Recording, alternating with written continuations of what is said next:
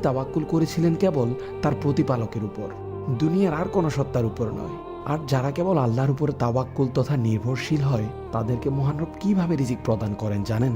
ওয়ায়ারযুকুহু মিন হাইথু লা ইয়াহতাসিবু ওয়া মান ইয়াতাওয়াক্কাল আলাল্লাহি ফাহুয়া হাসবুহ। অর্থ, এবং আল্লাহ তাকে এমন উৎস থেকে রিজিক প্রদান করবেন যা সে কল্পনাও করতে পারে না। আর যে আল্লাহর উপর ভরসা করে তার জন্য আল্লাহই যথেষ্ট। সূরা তালাক আয়াত নাম্বার 3।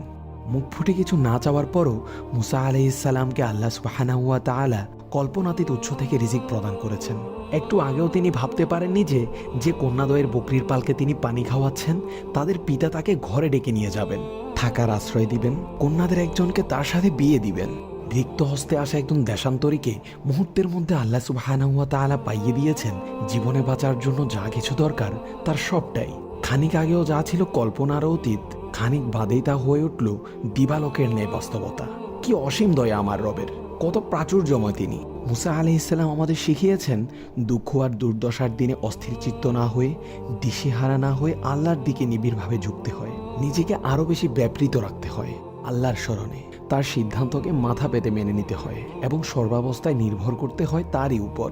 দুনিয়াতে ক্রাইসিস ম্যানেজমেন্ট নিয়ে ভুরি ভুরি বই, লেকচার, আর্টিকেল আর তত্ত্ব কথা পাওয়া যাবে, কিন্তু মুসা আলাইহিস সালামের এই একটি দোয়া যদি আপনি জীবনে ধারণ করতে পারেন, যদি ঘনঘোর বিপদের দিনেও আপনি সন্তুষ্ট চিত্তে বলতে পারেন, হে আমার রব, আমার প্রতি আপনি যে অনুগ্রহই করবেন আমি তারই মুখাপেক্ষী, বিশ্বাস করুন এর চেয়ে ভালো কোনো ক্রাইসিস ম্যানেজমেন্টের পাঠ দুনিয়ার কোথাও আপনি শিখতে পারবেন না।